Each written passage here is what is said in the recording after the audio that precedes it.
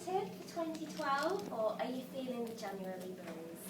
Now, January, bit of a hard month, isn't it? Me and Dan have just been talking and we're saying it's hard to get back into work. If you're like me, when you wake up in the morning, it's dark, you just want to stay under the covers, you want to keep on pressing that snooze button. Just 2 more minutes, 2 more minutes. It's cold, you're tired. And in January, you just want to plan things, you want to look forward to the rest of the year. But January, it's so long and we've not got enough money. So many people think this is the hardest month of the year. Once you get through January, you'll be absolutely fine. You can look forward to the summer and all the wonderful things that you've got planned. But I think that if you can be positive and optimistic in January, then that will set a precedent and you can be happy and optimistic for the rest of the year.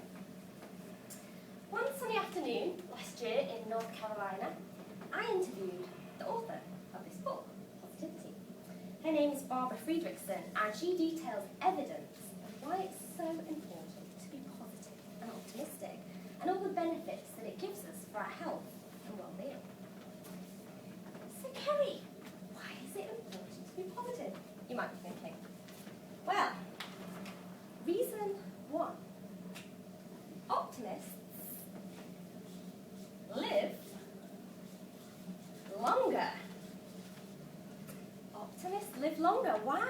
Why are you thinking? Why are optimists live longer? Well, if you think about it, optimists, they're happy, they're less stressed. Now, stress costs the UK £8.7 billion. It's the #1 reason why people are off sick from work. It's even bigger killer than cancer, stress.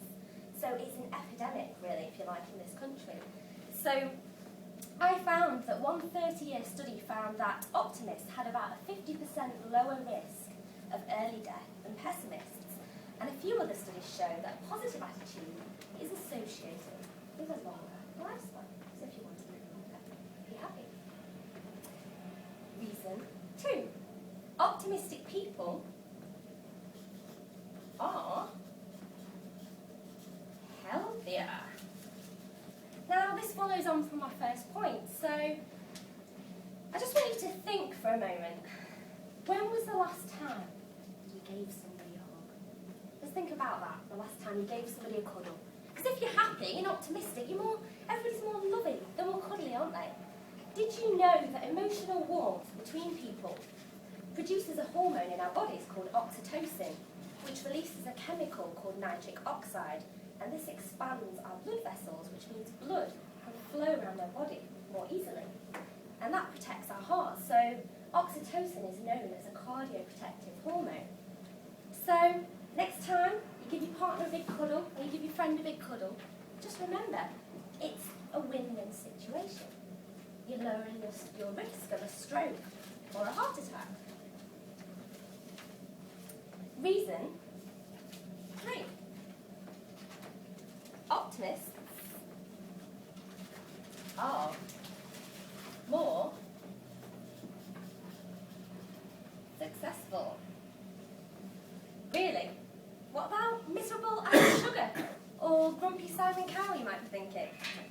But it's true. I found that there was a 22-year study about optimism conducted by a man called Martin Seidler at the University of Pennsylvania, where he found that optimism is the most important quality that you can have for personal and professional success and happiness. Food for thought. So while you're all thinking, am I an optimist or am I a pessimist?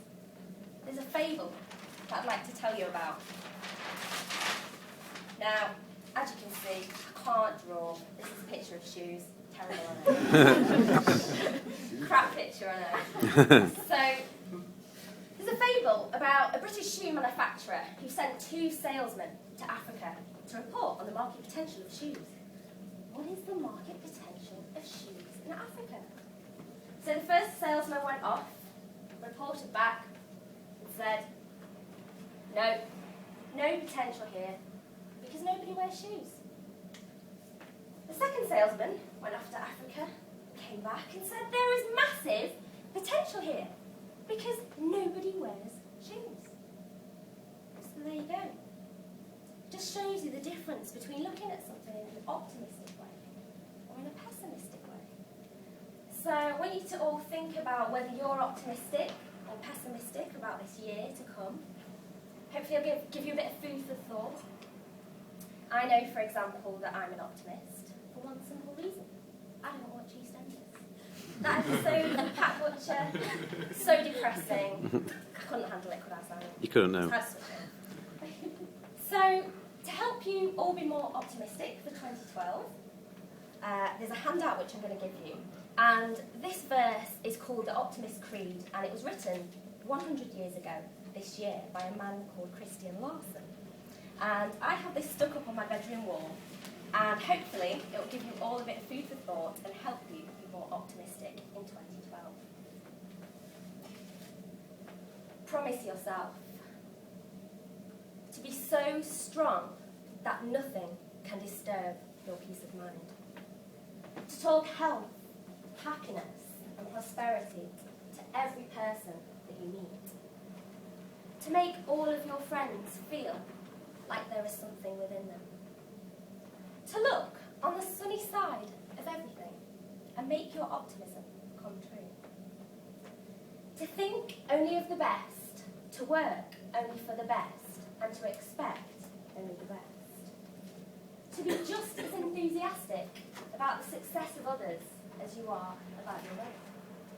To forget the mistakes of the past and press on to the greater achievements of the future. To wear a cheerful expression at all times and give a smile to every living creature that you meet. To give so much time to improving yourself that you have no time to criticise anybody else.